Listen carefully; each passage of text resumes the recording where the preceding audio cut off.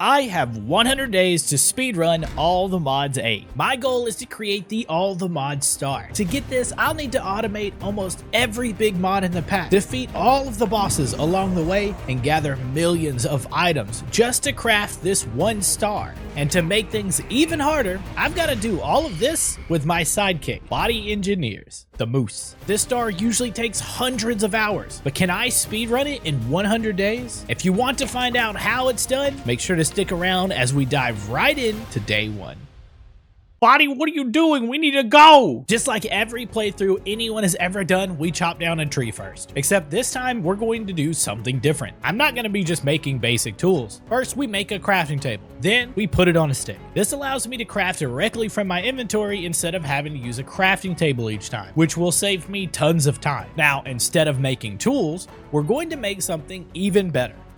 Boats. 5 boats, to be exact. With 5 boats, we can actually make something called a supply ship from the mod mine colonies. This is going to auto build us a starter base that also comes with some extra goodies. But first, we need to place it down, which actually can be very tricky. Just going to right click the ground, and then I'm going to set this to the cavern path. Now we have to line it up with the arrows on the side, and hopefully if there's just enough room, we can click the check, and just like that, we have a nice starter base right on the water. Once we climb the ladder, the very first thing that I want to do here is set home. This command will set us at home, so anytime that I want to come back here, all I have to do is /home to teleport back. Now, after I clean up my inventory a little, it's time to check out what this starter house has in storage. First, we need to grab a pickaxe from here. Now, on the back side of this wall, we have an automated chest like smelting setup ?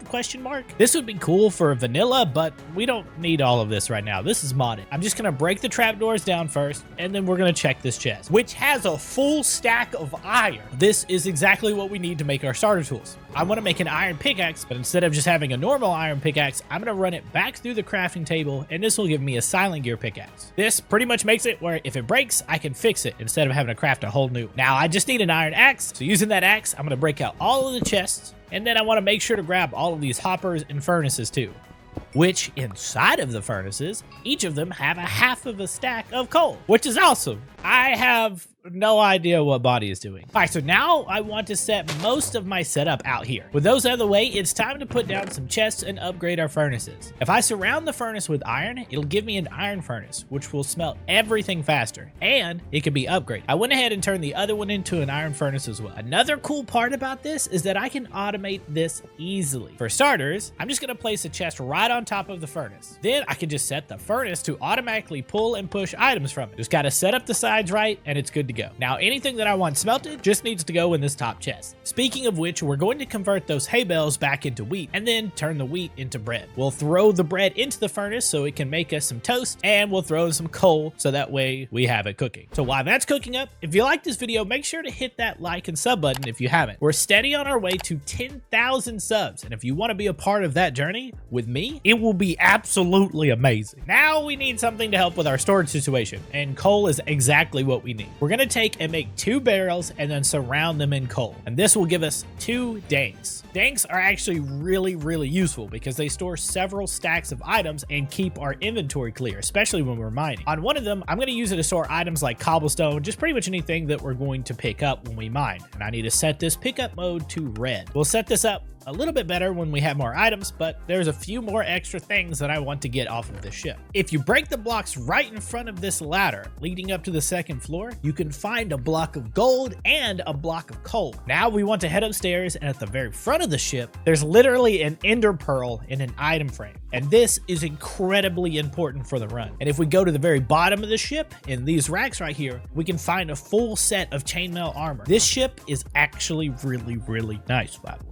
Now all we need is some torches and we'd be good to go. The first thing that we need to grab on our adventure is some sand and clay. We'll need a good amount of clay because I want to start some automation. It also doesn't really hurt to grab any of the other resources while I'm out, like copper or whatever. I got really lucky and found some copper right beside the ship, which means that they need to get smelting fast. So with all of this clay, I want to turn it into terracotta. So I need to craft it into a block, then stick them into the furnace. I also want to get some bricks being made as well. So the copper kind of has to wait. With these smelted down, I can use them to make hopper botany pots. These will automatically grow plants for us while we're out, and it's perfect for a mini tree farm in the beginning to get us some wood. Basically, all I've got to do is place one of these botany pots on top of a chest, and then using a hoe, I want to convert dirt into farmland. Now I can open up the pot and place the farmland in the bottom and the sapling in the top. And this sets us up with some automated wood. I went ahead and set up another botany pot for some more wood, but I also wanted to set up 2 more for some seeds, which I don't have any. So I rush onto land and start breaking any grass that I can find, and then back to the ship to set up these pots. I want 1 botany pot for wheat and 1 botany pot for growing industrial hemp. Okay, so now I'm desperate for finding some mining resources. Like I really need it. But before we leave, we need to make something so that way we can repair those silent gear tools that we made earlier.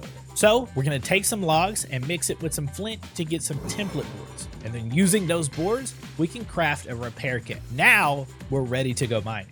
Buddy, it's time to go mining. Let's go. We've got no time to waste. And right as I mine the first iron ore off the side of the ship, the first day is over. We got incredibly lucky because right behind the ship, there just so happens to be a beautiful cave entrance leading into a lush cave. As I make my way down, the main thing I want to look out for is iron and osmium. And of course, right at the bottom of the hole, I find a massive ore vein of osmium. It's exactly what we needed. So far, everything is going perfectly for this 100 days challenge. The only thing that could mess things up now is us not finding an enderman because we need some ender pearls, which you wouldn't believe.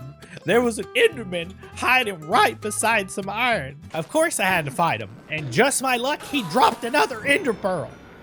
Yes! Yes! You'll see why this is so important and kind of lucky later on. For now, I just went ahead and started mining for some more ores. We need a ton of iron and fast. As I explore more of the cave, I end up falling down into this hole that led me straight to a mob spawner. These spawners are really special because right underneath are chests filled with loot. This chest actually wasn't all that great, except it had a brand new sword for us to fight with and a bucket. It's fine, it's okay. And of course that cave led us to more spawners with chests under them. Oh! This one gave us better leggings, but my inventory was getting full, like really fast. So I mined a few more ores and then used the /home command to go right back to base. Now we gotta be quick here because we need to get right back to mining. Let's grab our copper that got smelted down, turn it into some copper blocks, then we want to make an ore hammer. This ore hammer is going to double our iron by taking the raw iron and turning it into dust. Double the dust. Now we throw everything into that chest on top of the furnace, and then we're gonna make sure we get some charcoal being made in the other furnace. And right when I thought it was safe, we get attacked by phantoms. Who thought phantoms were a good idea? I can't sleep because every day is important and we gotta be fast. So the best thing to do is just to go ahead and go back to the mine. If you do /back, this will take you to the last place that you teleported from. And you know, if you died, it also works too. But for us, that puts us right in the middle of the mines that we left. We need a ton of iron, but we also really need redstone now because I want to set up some power. The only problem is that every few seconds, I keep being attacked. Body actually helps fight everything off, which is actually kind of cool. Like, good job, Body. Until we have to fight an apotheosis boss. This actually took forever, especially since Body decided that he didn't want to fight anymore. Body, get him! Body, what are you doing? We eventually kill him, and he actually drops this pretty cool helmet. Oh, baby. And then I go and loot his chests. Honestly, there's really both of these chests sucked. I'm gonna be honest with you. It just had some basic materials like bones, but we take what we can get. After a little bit more mining, I have a slight heart attack.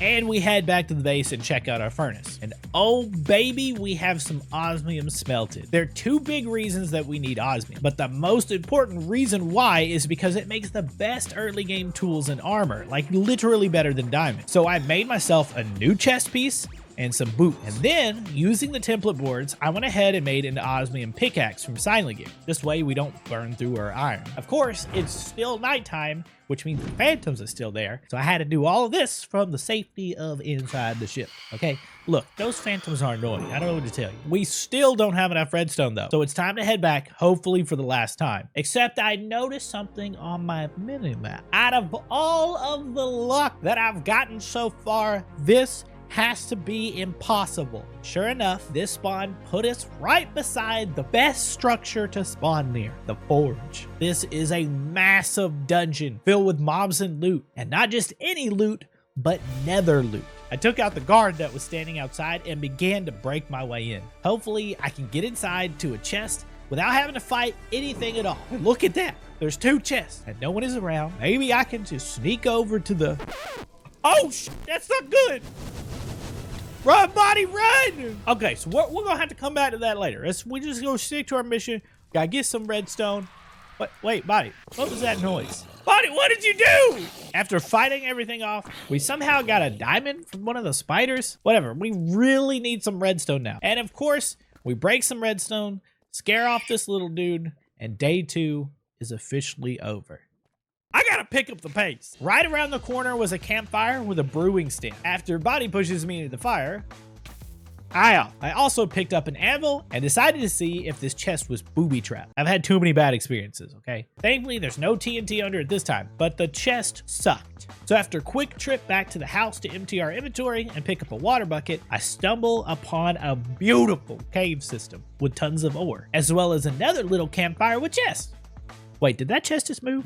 Killing that chest gave me an antidote vessel. Not the best drop, but I'll take it. Then I find some diamonds to mine on the outside of the camp. Body! And then I made my way over to this lava lake. The plan was to mine some obsidian, but these guys had other plans for me. Oh! As I was running away, I ran into another spawner with a chest. I blocked myself off and let Buddy handle the rest while I loot up these chests. Buddy, I'm sorry. And this one was good. Inside had 2 backpacks, which is gonna help with us not having to make so many trips back. After looting it up, well, hey, buddy. We run a little bit further into the cave and find yet another spawner with a chest under it. And this chest was the best of them all. This one gave us Enderman spawn eggs. This is going to speed up a lot of the process later down the road.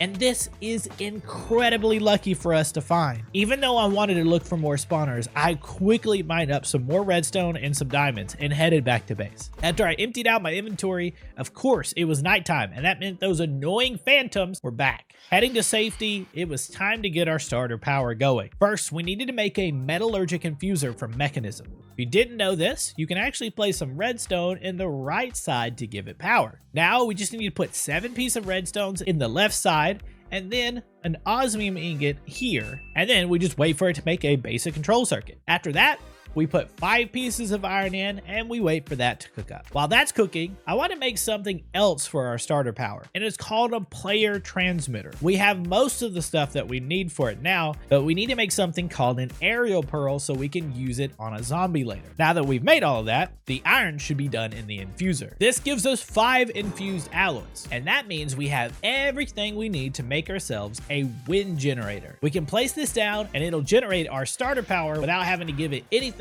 for fuel, which is pretty nice. We'll need some cables though, and our lead hasn't smelted down just yet. That's okay, we'll just shove it into the furnace for now. We're doing all of this stuff for power, but we have nothing to use it on just yet, right? That's why we need to make ourselves a jetpack. This is actually not as hard as it sounds because we can make a wooden one. This is why we were mainly looking for redstone and iron, because we need several stacks of each to make the right tier of jetpack that we need. So after making all of the basic pieces for the first tier jetpack, it then dawned on me that we have no way to charge it because I haven't made the player transmitter yet, which we need to make cables for, which is why we were smelting lead. Okay, I have ADHD. I'm all over the place. I'm sorry, I got ahead of myself. So to run the power out of the turbine, I made some flux ducts using the lead that we had. These are pretty cheap to make for some starter cables, and while I was trying to put them down, I couldn't take it anymore, okay? I had to go to sleep. It was almost morning too, okay? I wasn't trying to waste that much time, but I couldn't take the phantoms anymore. With that, the end of day 3 was here. Get out of my house! I finished placing the cables down and decided I was going to need another wind generator to power everything. So I moved the infuser here to get power and threw in some more iron and redstone. Now I needed to find a zombie so we can make this player transmitter. Hey, buddy, good to see you again. Heading back to the mines, it didn't really take that long before I spotted one shining across the cave. All I needed to do was take this pearl and right-click the zombie with it, and with my luck, he came from another spawner that had a chest, which had more diamonds and spawn eggs inside. This has to be the best chest I've ever found. So now I wanted to make my way back to that dungeon, but we needed a way to climb up. So what do? Of course, I make the smartest decision only a genius would make. Building up one block at a time where I couldn't possibly get shot down, right? Kill this guy. Kill him. Round 2. So on my second attempt, I made it and ran into Indiana Jones' cursed skeleton. Oh, this guy's a tough one. He dropped a pretty cool hat, but it really wasn't worth keeping. After making my way back to the dungeon, I had another heart attack. And decided to head home to finish my jetpack setup. The first thing we want to do is finish making that player transmitter. All we got to do is just chuck this sucker down on some power cables, and then we needed to make a binding card to it so it knows to power my inventory. I don't think there's any players on the single player world aside from me. Is there? Just gotta right click in the air with a card to claim it, and then we put it in the transmitter and we're good to go. Now we just need to upgrade my jetpack from wood to copper, and we can finally go take on that dungeon. Let's do this, buddy. It's time. Now this dungeon is incredibly dangerous. Wait, why isn't anything spawning? Oh well, I'm just gonna go get this chest. It's not that good at looting this one. Maybe the other one? Things were spawning fast, so I needed to hurry. This chest was so much better, but we needed to find at least one piece of netherite. And now I'm on fire! I really needed to find some netherite here, so I fought off a giant magma slime and went for his chest. Except I needed to break the obsidian on top of it to get to it. Break. Ah, break. And man, was it worth it. 18 diamonds, 2 ancient debris, and a netherite ingot. I didn't have time to read everything else, so I just grabbed the whole chest and needed to make an escape. Oh! Everything's on fire! I kind of got a little greedy, and I went looking for some more easy-to-get chests. So maybe there was one I could just grab and go? But after some wither skeletons spawned on phantoms, I knew it was time to jet. Get it, because I have a jetpack. But as I made it to the exit, more friends were waiting on us. My adventure wasn't finished yet, as I really needed some obsidian before I left. There was an entire wall here of it, so I couldn't resist. I got shot by a skeleton, and it ruined the break, but Body took care of him for me. Thank you, sir. On my second attempt, Body completely forgot what personal space was, and Please don't walk in front of me right now. Body, please just stay over there for a second. I just need to break this obsidian. Just stay with... No, Body! I was finally able to get a few stacks using vein mine and decided it was time to head back to base. With the netherite we just got, it was time to upgrade to a netherite pickaxe and begin our hunt for allthemods. Allthemods is a special ore that makes indestructible tools. To get it, we needed to find the deep dark biome. This is also one of the risky parts of the 100 days challenge, as deep dark biomes sometimes can be really hard to find, and sometimes they just suck. This could take us several in-game days to find, so we really needed to prepare for the worst. That means it was time to upgrade our backpack and then make something called the Nature's Compass. This compass allows you to search for biomes and will point you in the direction of the closest location. And for making it, it also finished a quest for us to turn it as well. This comes with some random loot, so maybe we'll get something good. Some universal pipes, that's not too bad, but I don't really need those right now. Using the compass, we just search deep dark and hope it's not 5,000 blocks out. 90 blocks out? It was that close this whole time. That's literally right around the corner. I fly in the direction a little and decide since I have a jetpack, I should be able to just dig straight down, right? I can fly, so I have nothing to worry about. However, I forgot one important thing. I finally make it to the bottom where Body is waiting on me, but I soon realized we weren't deep enough. So a little more digging to go and, oh look, diamonds. A little more digging to go and we should be there. A little more. A little more. A little more.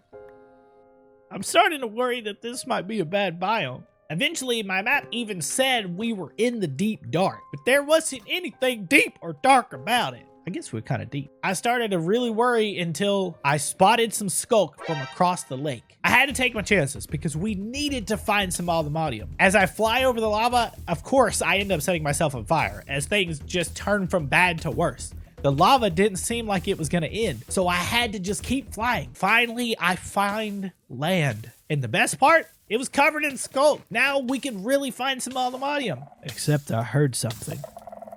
Body decides to join us, and he's not very quiet about it either. Body. This is where the real challenge of having a moose as a sidekick starts. Thankfully, though, there were no shriekers, and it was just some sensors. We kind of got a little lucky here. Well, not that lucky, because it turns out after searching for what felt like forever, this biome was a bust. There's nothing here. I was wasting too much time trying to find a single aluminium ore, so I needed to go. I didn't want to give up just yet, so I pulled out the nature's compass and searched one more time for deep dark, and it pointed me about 400 blocks in a different direction. So my hope quickly returned. All I needed to do was dig in that direction, and eventually I'd make it to a new deep dark, right? As I'm digging and digging, the anxiety starts to set in. This could ruin the challenge and stop us in our tracks. We've had the best luck with our spawn and the dungeon being right beside us, but maybe this is where our luck runs out. All we can do is hope and just keep digging, and then it happens. You gotta be kidding me. Not only has our luck not ran out, but it got even better. At the end of our tunnel,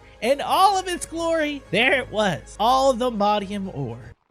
Body, come on, bro! As I break the ore to go get it, there was another ore right beside it. Our luck was back on the menu, boys.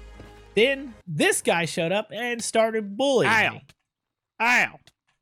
Ow! But Body wasn't about that life, and he jumped right into action. I got what I came for, but I didn't want to leave just yet. This place was beautiful. It was a massive open cave, and all of those ores just shining at me to mine them. I had already lost too much time, so I had to stay focused and just look for all the modium. Unfortunately, those were the only two ores that I could find, and the mobs there made it apparent it was time for me to leave. Now safely back at home, we could take our copper ore hammer and break the two aluminium ore down into 4 pieces. Not only that, it completed more quests, which gave us another ore and a hamburger. I threw the dust into the furnace to be smelted, and it was time to clean up our inventory. Breaking down ores, putting away loot, even upgraded our furnace to gold. Then I gave it a factory upgrade so it can smelt more than one thing at a time. And it also uses power instead of coal, which is perfect. Shortly after, our aluminium ingots were ready. With these, we can take the next step on our journey to a brand new dimension. All we needed was one single ender pearl, which is all we had left. We break